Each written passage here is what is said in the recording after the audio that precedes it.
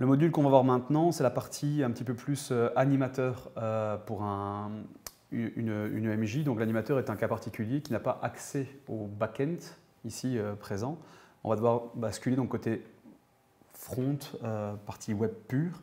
C'est juste pour montrer que quand un projet est constitué, donc on a plusieurs projets, ou articles avec des forums, on y reviendra, des agendas avec des forums ou des stages avec des forums liés, un animateur peut participer à la conversation. En tout cas, donc, il a plusieurs possibilités. Donc, je prends l'exemple d'un projet.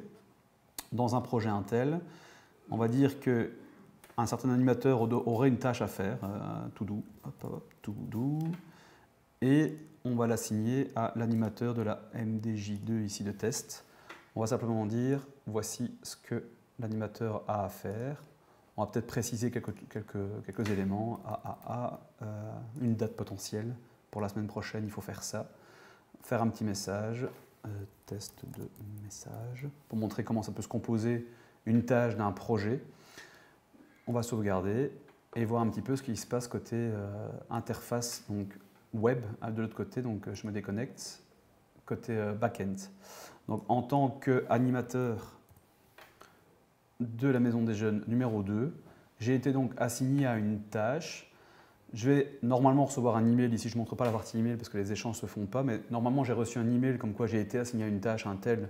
Si je clique dessus, je vais me retrouver dans l'interface front web, front-end ici devant nous. Et en me connectant avec mes accès classiques, soit je me retrouve directement sur ma page de profil, soit j'arrive à la maison de jeunes classique, l'écran d'accueil, et je me rends à ce niveau-ci dans mon compte. Et là, dans mon compte, on revoit un petit peu son profil. On voit des cas particuliers, donc l'animateur peut aussi lui-même avoir des enfants et inscrire des choses comme ça. Il a des forums, ici ça va nous intéresser par la suite. Il a des projets et il a des tâches. Donc, comme le projet Intel a été désigné, le projet numéro 3, 5 tâches dedans, on va pouvoir aller lister en tout cas, dans ce projet-là, ce qu'il y a à faire potentiellement. Donc on voit que c'est le projet Intel.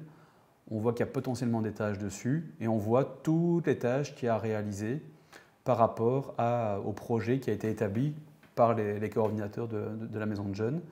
Et donc je peux voir ici que celui que je viens de créer, la to-do, on voit donc dans les tâches to-do, la to-do numéro 30, dans le projet 3, date limite le 15 du 12, je vois un petit peu ici.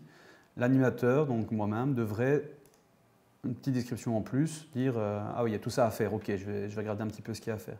Si j'ai d'autres tâches en cours, je vais pouvoir les parcourir et de faire un petit peu de balade ainsi, de tâche en tâche, et voir un petit peu tout ce qui m'a été attribué ces temps-ci, ou revenir en arrière. Et ce que je peux faire aussi, donc c'est revenir à chaque fois au Home et aller visualiser les tâches directement, par projet, trier par le plus récent par exemple, ou dire non, non, moi je veux d'abord les étapes en priorité, voir mes étapes, ça c'est important pour moi. Ou alors non, je veux le plus récent d'abord. Je veux filtrer que mon projet 1 ou mon projet 2 ou mon projet 3. Comme ça, je me concentre sur un projet à la fois, ou potentiellement, je peux les grouper par un groupement et on voit un petit peu les choses comme ça. Je reviens à To-Do, donc c'est vraiment la tâche qui m'a été assignée là juste à l'instant. Je vais simplement pouvoir dire OK pour moi, c'est fait, OK pour moi, c'est fait, juste taper correctement, et potentiellement joindre un fichier. Dire effectivement c'est fait et en plus voici la liste des participants qui sont venus ce jour-là peut-être ou que sais-je, en image, je vais faire peu importe, ça pourra toujours avoir une petite image et pas trop lourde. Donc j'upload un ou des documents, je fais un petit commentaire et j'envoie. Ici va donc se créer dans cette tâche-là de ce projet-là, pas un forum, en tout cas une conversation qui va pouvoir s'établir entre le gestionnaire du projet côté maison de jeunes et l'animateur pour communiquer autour de cette tâche-là. La logique est exactement la même pour les forums des stages qui vont se composer, par exemple. Donc, on a le module événement, et le module événement, selon les différentes caractéristiques pour lesquelles on les aura planifiées, quelqu'un qui s'est inscrit à l'atelier 2, dont l'animateur principal est l'animateur MDJ2, va pouvoir participer au forum. Ici, je n'ai pas fait, ici, il y a des forums ici, pardon. Je vais aller voir un peu les forums. Donc j'ai plusieurs forums ici, j'avais l'atelier Apprends la musique. En tant qu'MDJ2, là je n'ai pas encore validé la chose, mais je peux quand même déjà participer à la communication autour du stage. dire autour du stage, des infos que l'animateur va mettre en place et va pouvoir communiquer aux différents coordinateurs internes de la MJ. Donc test, une description, des potentielles étiquettes pour discuter autour de tout ça. Donc ce qu'il faut retenir, c'est que selon le type d'interaction que vous souhaitez avec un projet, avec un événement, avec un stage, en tant qu'animateur de maison de jeunes, vous pourrez communiquer autour de ces différents éléments. Toutes vos communications seront reprises dans l'interface back-end, donc côté maison de jeunes. Et donc, on va resimuler un peu de ce qu'on vient de faire de ce côté-ci. Je me connecte en tant que coordinateur, MDJ2.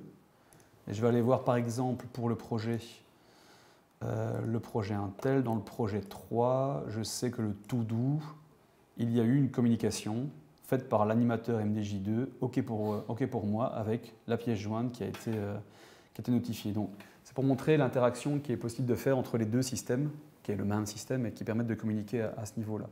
En tant qu'animateur d'une maison de jeunes, ce que je vais pouvoir aller faire aussi dans mon profil, c'est d'aller voir tous les forums auxquels je peux participer. Donc, il y avait les projets, il y avait les tâches, il y avait des documents potentiels.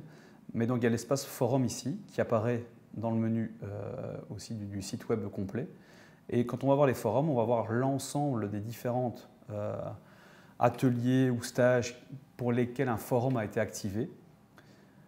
Et je peux simplement y participer, poser des questions et répondre directement à une question qu'un membre au stage ou un membre général, test de réponse, aurait posé. Donc test de réponse et je publie ma réponse. Donc ce qui permet à tout moment et à tout animateur de animer potentiellement, vérifier quand dans tel stage il y a une question qui a été posée. Et on va voir un petit peu aussi, on va recevoir des notifications, on peut activer ou non l'ajout, la réception de notifications à ce niveau-là. Il y a plusieurs options ici, par exemple, post-suivi ou favori, de dire à ce stage-là, pendant ce temps-là, j'aimerais bien être certain de pouvoir participer, d'avoir toutes les actions à ce niveau-là. Donc ça permet de recouper et de mettre un petit peu en évidence. L'adresse vérifiée est à ce niveau aussi. Donc on a des favoris, on a des différents forums, on a des sujets, les différents contacts qui seraient listés selon le forum et l'inscription. On peut retrouver les événements ici et l'atelier ici. S'il y a un forum, il va pouvoir apparaître à ce niveau-là. Mais surtout, point d'entrée, c'est le point du forum. Et le vrai point d'action, c'est dans son compte.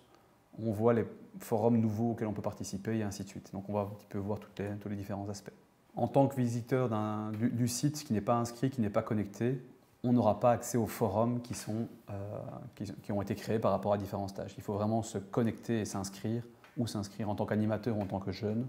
On peut faire l'expérience ici avec un jeune de la MDJ2. Hop là. À partir du moment où on s'est connecté à la maison de jeunes en tant que jeune, on va pouvoir commencer à aller voir différents forums pour peu qu'on y ait accès. On peut poser des questions un peu générales, mais on peut surtout s'inscrire à un stage ou à un événement. Et une fois qu'on est inscrit à l'événement, de pouvoir effectivement participer au forum et poser des questions directement liées à ce forum-là. Et si c'est le cas actif, mes forums seront activés ici. Et ici, le stage était terminé, donc c'est pour ça qu'on ne le voit pas. Mais on peut encore poser des questions généralistes à tout moment. Donc, selon les stages auxquels on est inscrit ou selon le côté général, on peut participer à un forum et poser des questions auxquelles un animateur ou qu'un coordinateur pourra répondre à ce niveau-là.